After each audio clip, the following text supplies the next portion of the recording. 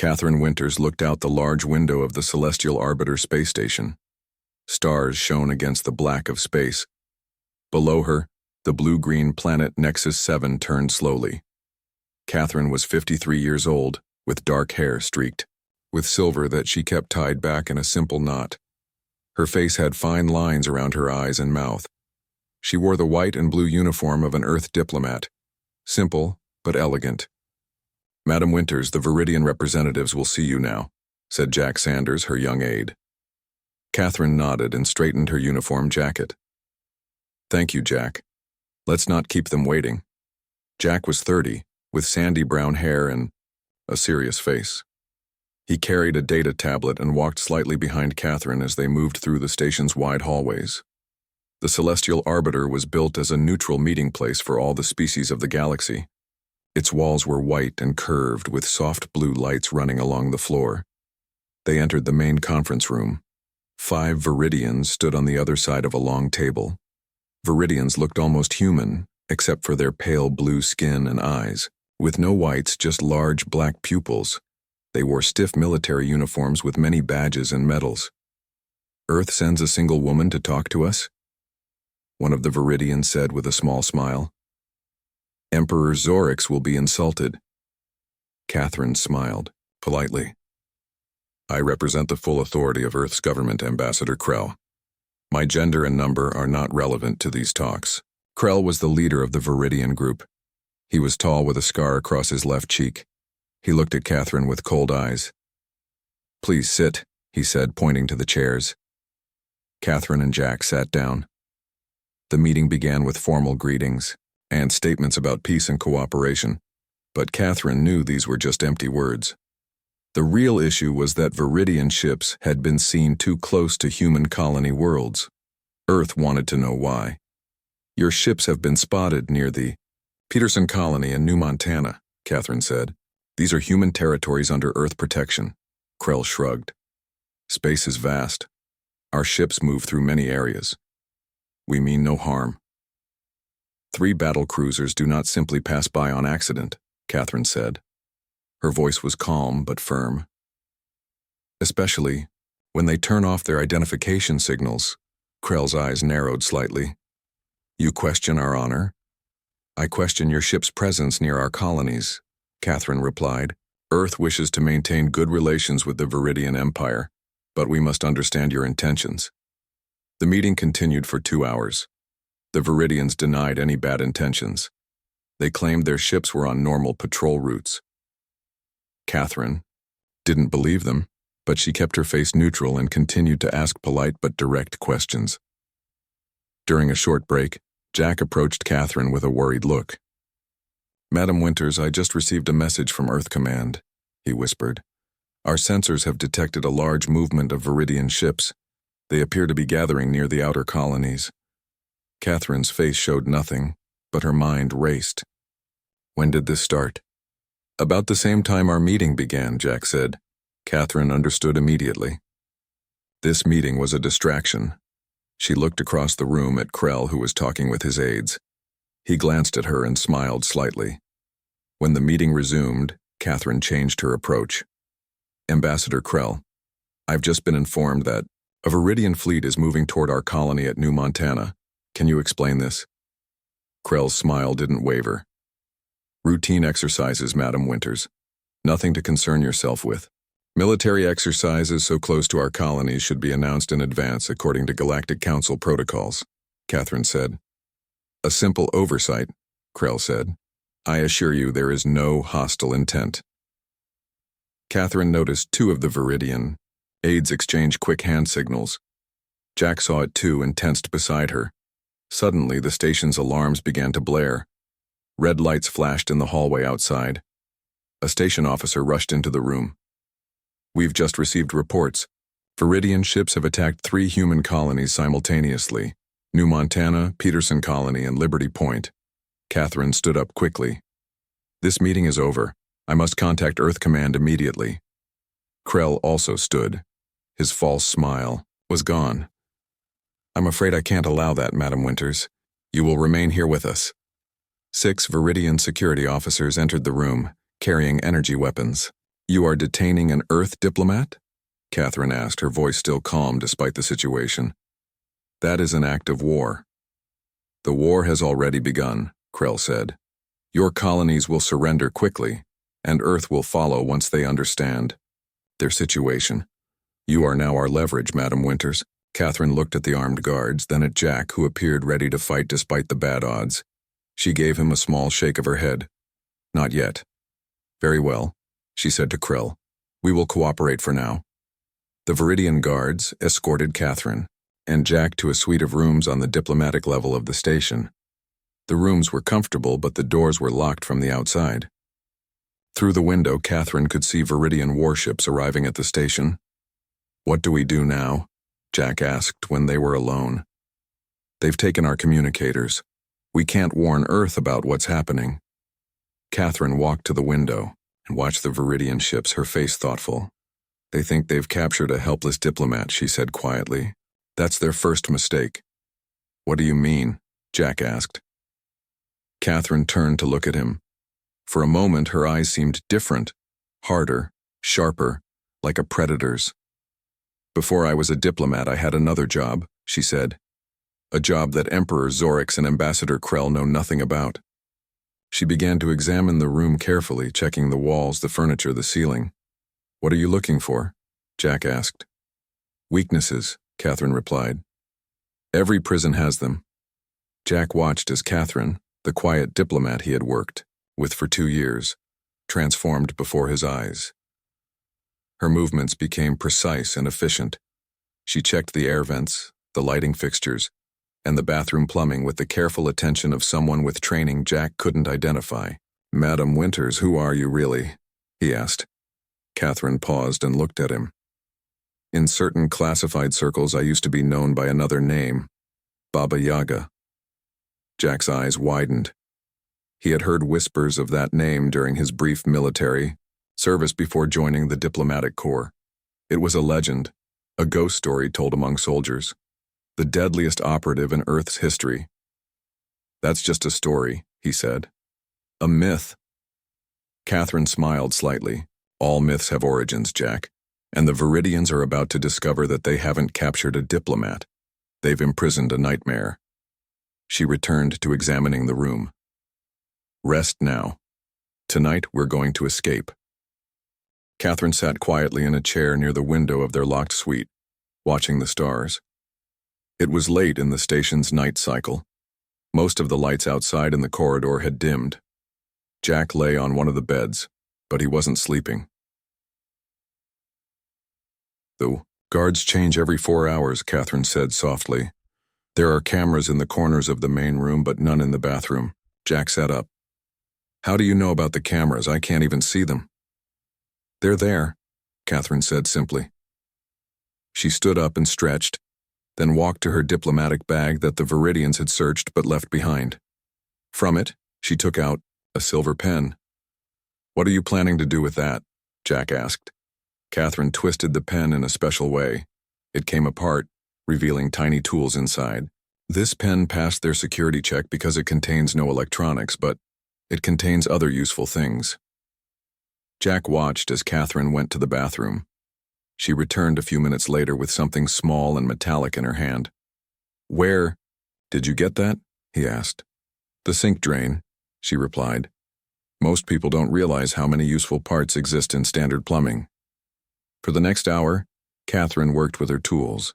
She created 4 small devices from parts taken from the bathroom fixtures, the light panel above the bed, and even the fabric of her diplomatic jacket. 3 hours until the guards change, she said, checking her watch. It's time. She went to the ceiling vent in the bathroom and used one of her devices to quietly remove the screws. The vent cover came off easily in her hands. You want us to escape through the air vents? Jack asked, looking doubtful. Like in old movies? Catherine smiled slightly. Only partly. The vents connect to maintenance tunnels. Those tunnels connect to everything on this level, including the communication center. How do you know the station layout so well? Jack asked. I memorized it before we arrived, Catherine said, as if this was a normal thing to do. Standard procedure. Not for diplomats, Jack said. Catherine looked at him with those predator eyes again. No, not for diplomats. She handed Jack two of her homemade devices. This one creates a small electromagnetic pulse. It will disable nearby electronics for about 30 seconds. This one makes a sound distraction. Wait until I signal you. Before Jack could ask more questions, Catherine pulled herself up into the vent. She moved silently, like a shadow, disappearing into the darkness. Jack waited, holding the devices, and wondering who Catherine Winters really was. Inside the maintenance tunnels, Catherine moved quickly but carefully. The tunnels were narrow and dark, with only dim emergency lights every few meters. She passed through junction points, counting the turns and checking small markings on the walls. She reached a security panel and used one of her tools to bypass it. The door slid open, revealing a narrow service corridor. Catherine moved along it until she reached a small room filled with electronic equipment. This was an auxiliary control center for the station's systems. Sitting at the control panel, Catherine accessed the station's security network. She created a series of false alarms in areas far from their suite in the communication center. Then she programmed the cameras in the diplomatic wing to show a loop of empty corridors. Catherine made her way back to the maintenance tunnels and continued toward the communication center. The station's night shift was minimal, with most crew members sleeping. She encountered no one in the tunnels. Outside the communication center, Catherine paused. Two Viridian guards stood at the door. She reached into her pocket and activated one of her devices. From further down the corridor came a series of strange sounds, like machinery breaking down. One guard looked at the other. "Check it out," he ordered. The second guard nodded and walked toward the sound. Catherine waited until he was gone, then stepped out of her hiding place. The remaining guard saw her and reached for his weapon. Catherine moved faster than seemed possible for someone her age. Her hand struck the guard's wrist, preventing him from drawing his weapon. Her other hand hit a pressure point on his neck. The guard collapsed silently. Catherine dragged the unconscious guard into a storage closet, then used his security card to enter the communication center. Inside, a single Viridian technician sat at the console. He turned, surprised at the door opening. "Who are—" he began, but Catherine was already moving. A quick strike to the side of his head, and the technician joined the guard in unconsciousness. Catherine sat at the communication console. She bypassed the Viridian security blocks and established a secure channel to Earth Command. Her fingers moved quickly over the controls. "Baba Yaga Protocol," she typed. "Authorization Winter 093. Viridian attack on colonies confirmed. Request extraction for 2 from Celestial Arbiter Station." She hit send, then erased all evidence of the transmission. As she was finishing, she heard footsteps approaching. The second guard was returning. Catherine quickly hid behind the door. The guard entered the room and saw the empty chair. "Technician Vorex?" he called. As he stepped further inside, Catherine moved behind him. This time she used a small device against his neck. The guard stiffened, then collapsed. Catherine made her way back through the tunnels to their suite. She slipped back through the vent and found Jack waiting anxiously. "Did you manage to send a message?" he asked. Catherine nodded. "Help should arrive in about 6 hours, but we need to be ready to move before then." "Why?" Jack asked. "Because the Viridians will eventually discover their unconscious guards and technician," she said. "We need to be gone before that happens." They spent the next hour preparing. Catherine showed Jack how to move silently and how to disable a guard without making noise. She also created more devices from the remaining materials in the room. "Stay close to me," she told him. "Do exactly as I say. If something happens to me, make your way to Docking Bay 3. A ship will arrive there." "Nothing will happen to you," Jack said. "You're Baba Yaga." Catherine looked at him seriously. "Even legends can be killed, Jack. That's why we need to be careful." A soft beeping came from one of Catherine's devices. She checked it. "Viridian patrol approaching," she said. "Earlier than expected. We need to move now." She went to the door and used one of her tools on the electronic lock. The door slid open silently. Catherine peeked out, then motioned for Jack to follow her. They moved through the dimly lit corridors of the station, avoiding cameras and patrols. Catherine seemed to know exactly where every guard would be, leading Jack through a complex path that kept them hidden. They were nearly to the evacuation pod section when alarms began to sound throughout the station. "They've discovered the communication center," Catherine said. "Run!" They sprinted down the corridor as red lights flashed around them. Ahead, 2 Viridian guards appeared, weapons drawn. "Stop!" one shouted. Catherine didn't slow down. She threw one of her devices at the guard's feet. It exploded in a bright flash. The guards stumbled backward, temporarily blinded. Catherine and Jack ran past them, turning down another corridor that led to the emergency shuttle bay. Behind them, they could hear shouts and running footsteps. "Almost there," Catherine said, pushing Jack ahead of her. Just a little further. Catherine and Jack reached the emergency shuttle bay. The large room contained 6 small shuttles designed for quick escape from the station in case of emergencies.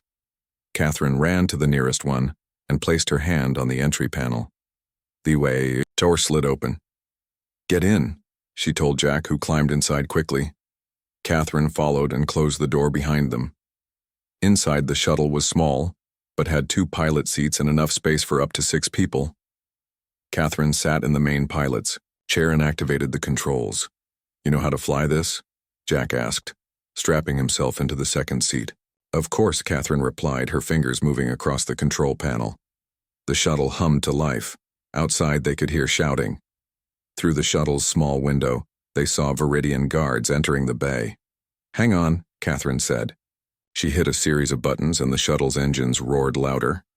The docking clamps released and the shuttle shot forward out of its bay. "They're going to fire at us," Jack said, looking at the station's defense systems through the window.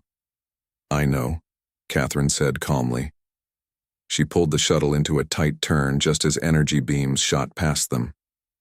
"This is going to be bumpy." The shuttle zigzagged through space as the station's weapons fired repeatedly.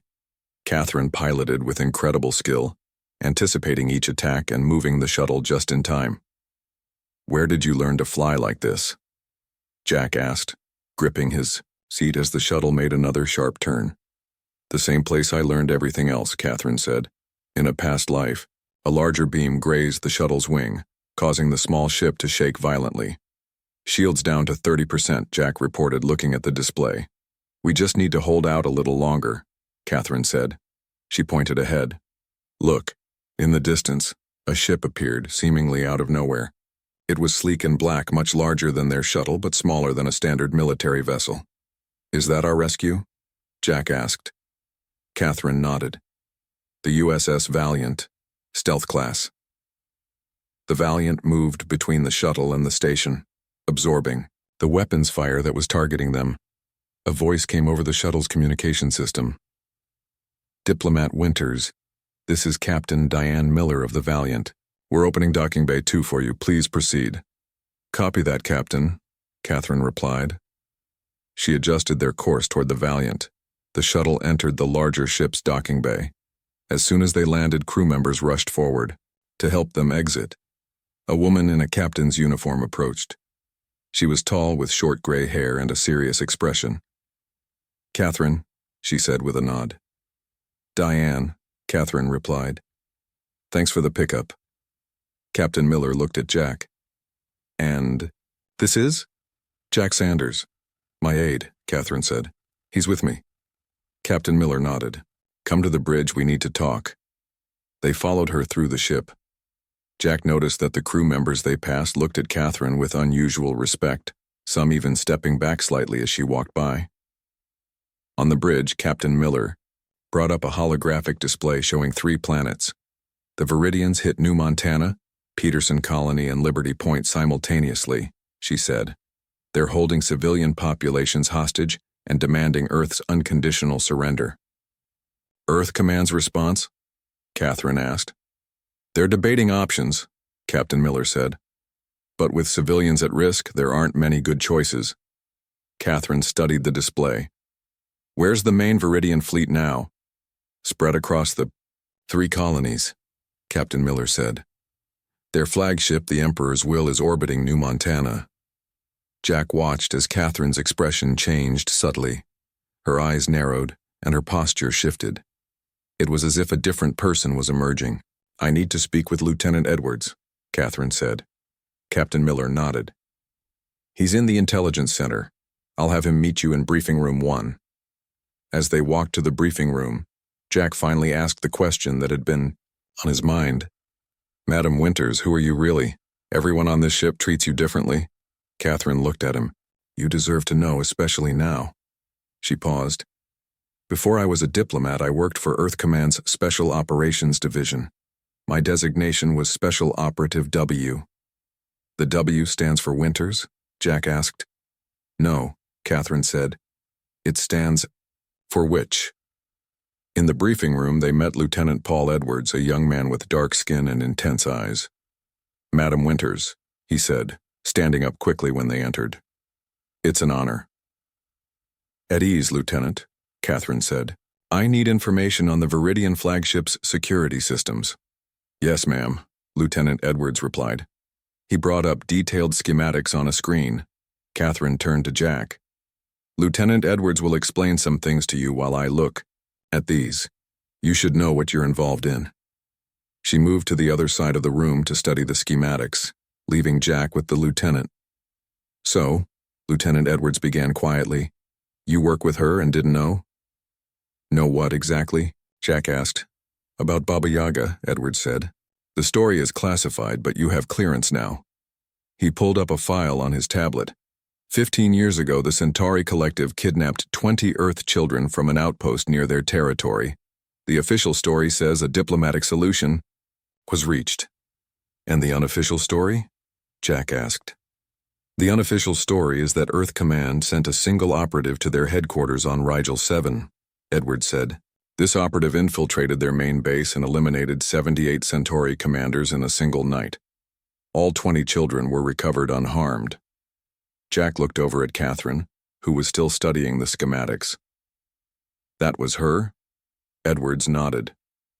"That was when the name Baba Yaga first appeared in classified reports. Named after the witch from old Earth folklore who lived in a house on chicken legs and devoured those who crossed her." "That's impossible," Jack said. "I've worked with her for 2 years. I've seen her spend hours discussing agricultural tariffs. She drinks tea and grows orchids in her apartment. She became a diplomat precisely because she was so effective at killing," Edwards explained. "After the Centauri incident, Earth Command decided her skills could prevent wars rather than just win them. But when diplomacy fails," he glanced at Catherine. "The witch comes out of retirement." Catherine rejoined them.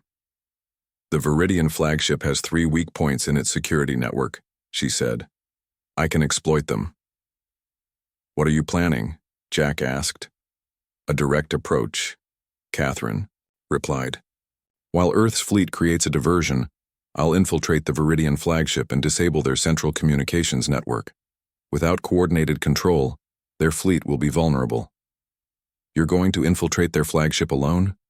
Jack asked, shocked. "She's done more with less," Edwards said quietly. Captain Miller entered the room. "Earth Command has approved your plan, Catherine. They're mobilizing the fleet now." Catherine nodded. "I'll need equipment and access to the armory." "Already arranged," Captain Miller said. "We'll reach the rendezvous point in 4 hours. I'm going with you," Jack said suddenly. Catherine looked at him with surprise. "No, you're not." "I'm your aide," Jack insisted. "My job is to assist you." "This isn't a diplomatic mission," Catherine said. "Exactly," Jack replied. "Which means you need someone to watch your back while you focus on the mission." Catherine studied him for a moment. "Can you handle a weapon?" "I had basic training before joining the diplomatic corps," Jack said, "and I'm a quick learner." Catherine looked at Captain Miller, who shrugged. "It's your call, Baba Yaga." After a moment, Catherine nodded. "All right, but you follow my orders exactly. No questions, no hesitation." "Understood," Jack said. "Then let's get ready," Catherine said. "We have a fleet to stop." In the armory of the USS Valiant, Catherine changed from her diplomatic uniform into a black tactical suit. The suit was made of special material that absorbed light and blocked heat signatures. She moved with practiced ease as she selected weapons and tools. Jack was given a similar suit, though he felt awkward wearing it. He watched as Catherine checked each weapon with quick, expert movements. "Have you used one of these before?" Catherine asked, handing him a small energy pistol. Jack took it carefully. "In basic training. That was years ago. Remember, it has a slight pull to the right when fired," Catherine said. "Aim a little left of your target." She continued to gather equipment, small explosives, communication devices, hacking tools, and other items Jack couldn't identify. "Our mission is clear," Catherine told him. "We infiltrate the Viridian flagship, disable their central communication hub, and extract. Without their command network, the Viridian fleet won't be able to coordinate their attack." Jack nodded. "How do we get aboard their ship?" "Like this," Catherine said. She led him to a launch bay where a technician was preparing a small pod. The pod was barely large enough for 2 people and looked nothing like a standard ship. "This is an infiltration pod," Catherine explained. "It's designed to appear as space debris on scanners. We'll launch when Earth's fleet engages the Viridians. During the battle, they won't notice us approaching." Captain Miller entered the launch bay. "Earth fleet will arrive in 30 minutes. They'll create a diversion at these coordinates." She handed Catherine a datapad. Catherine studied it, then nodded.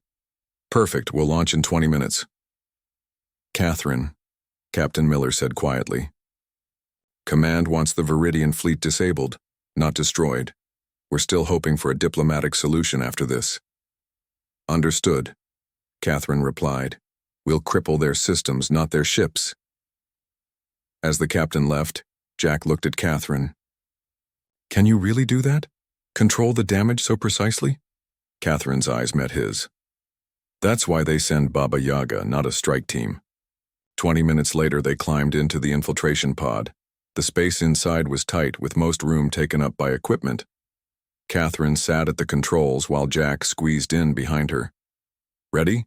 she asked. "As I'll ever be," Jack replied.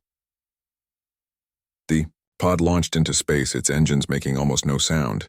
Through the small viewport, Jack watched as the USS Valiant disappeared from view, its stealth systems hiding it from Viridian scanners. They floated in silence for nearly an hour. Jack was about to ask how long the journey would take when bright flashes appeared in the distance. "The battle has begun," Catherine said. "Earth's fleet is engaging the Viridians." She activated the pod's engines, and they moved forward with increasing speed. Ahead of them, Jack could see the massive shape of the Viridian flagship, the Emperor's Will. It was enormous, at least 4 times the size of Earth's largest battleship. "How will we find the communication hub in a ship that big?" Jack asked. "I memorized their ship layouts," Catherine said simply. "Standard procedure." As they approached the giant ship, Jack saw energy beams and smaller ships fighting all around them. Earth's fleet was heavily outnumbered, but they were focusing their attack on one area of the Viridian forces, drawing attention away from Catherine's approach. Catherine guided their pod toward a less protected area of the flagship's hull. She matched their speed perfectly with the massive ship, then attached their pod to the hull using magnetic clamps. "Put this on," she said, handing Jack a small breathing mask. "We're going outside."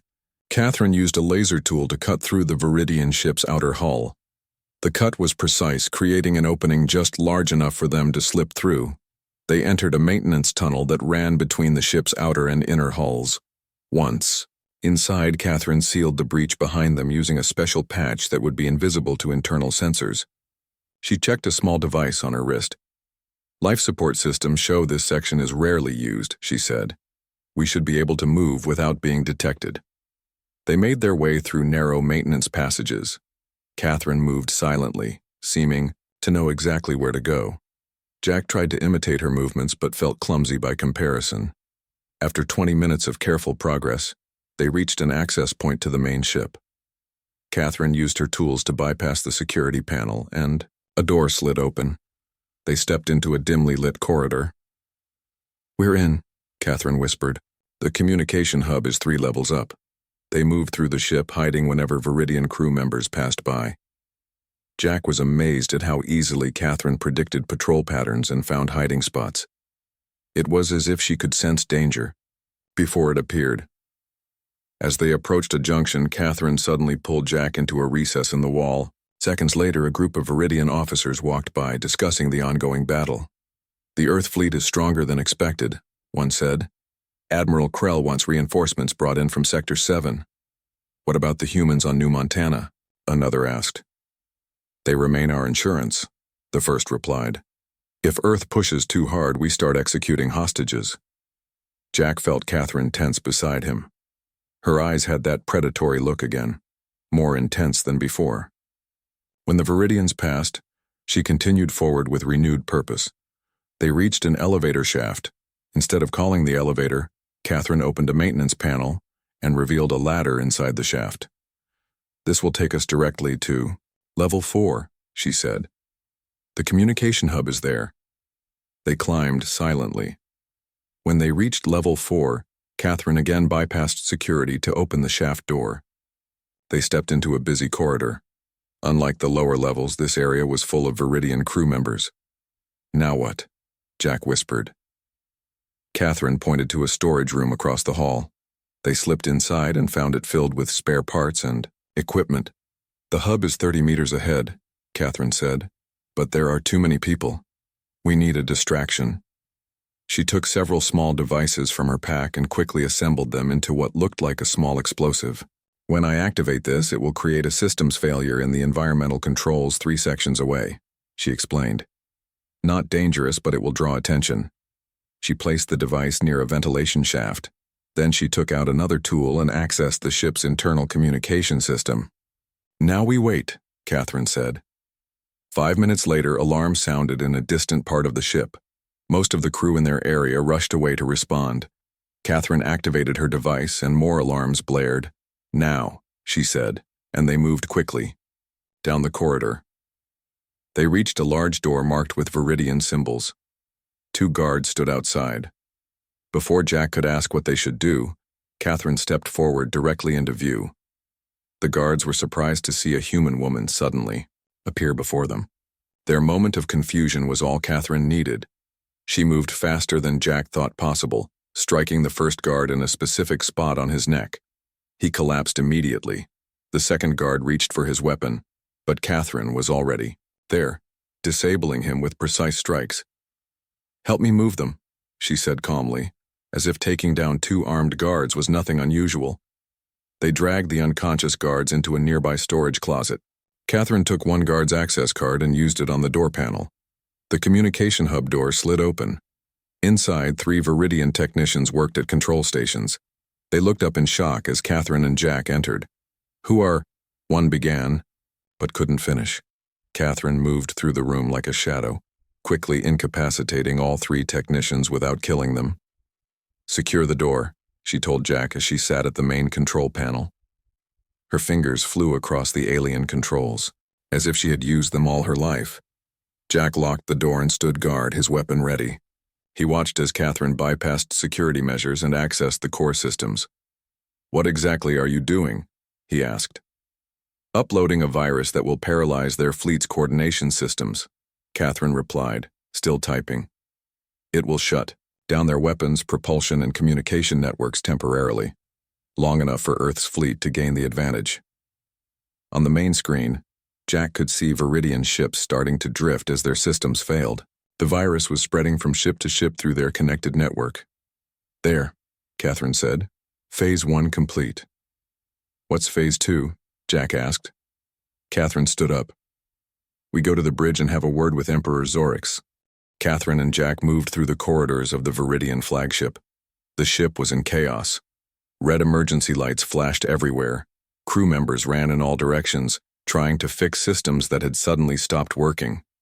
"The bridges, 2 levels up," Catherine said. "They'll have extra security there." "How do we get past them?" Jack asked. Catherine pulled something from her pack. It looked like a small silver ball. With this, they took an emergency stairwell to avoid the crowded elevators. As they climbed, Jack's communication device beeped quietly. He checked it. Message. From the Valiant, he whispered. Earth fleet reports most Viridian ships are disabled. They're moving to secure the colonies. Catherine nodded. Good. We're almost done here. They reached the level below the bridge and found it heavily guarded. 6 Viridian soldiers stood at the stairwell entrance, checking everyone who tried to pass. Now what? Jack asked. Catherine pointed to a maintenance panel on the wall. There's always another way. She opened the panel, revealing a narrow shaft that ran up to the next level. It was barely wide enough for a person to fit through. I'll go first, Catherine said. Follow exactly as I do. She climbed into the shaft and moved upward with remarkable agility for someone her age. Jack followed, finding it much harder to squeeze through the tight space. They emerged in a small mechanical room directly behind the bridge. Catherine put her ear to the wall and listened.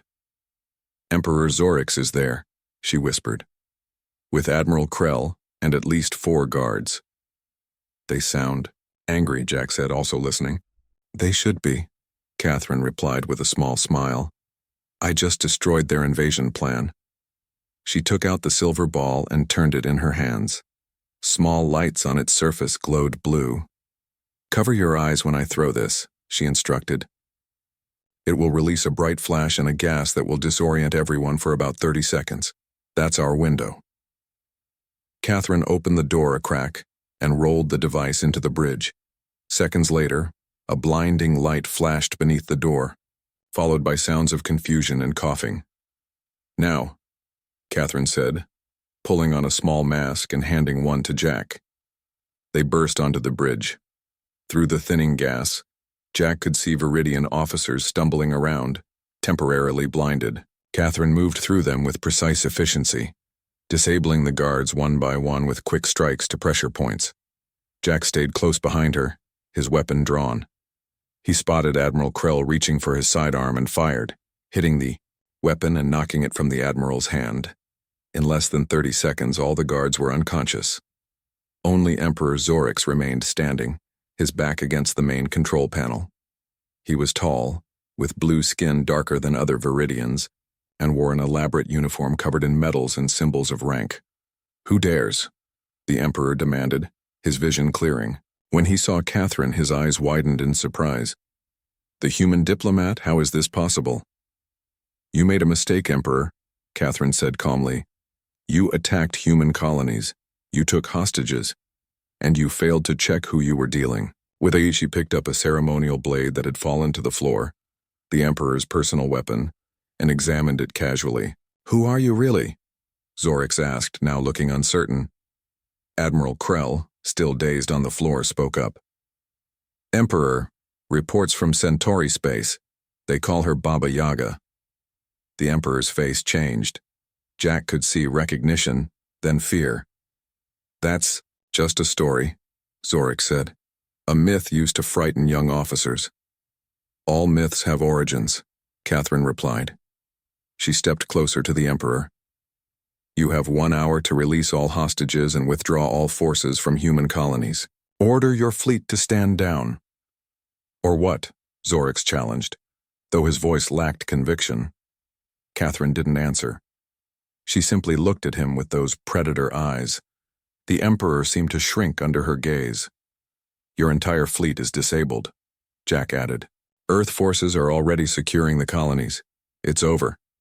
The Emperor looked at the main screen, which showed his once mighty fleet now floating helplessly in space, surrounded by Earth ships. This is the best outcome you can hope for, Catherine said. A diplomatic resolution. The alternative. She let the sentence hang unfinished. Emperor Zorix straightened his uniform, trying to maintain dignity. Very well.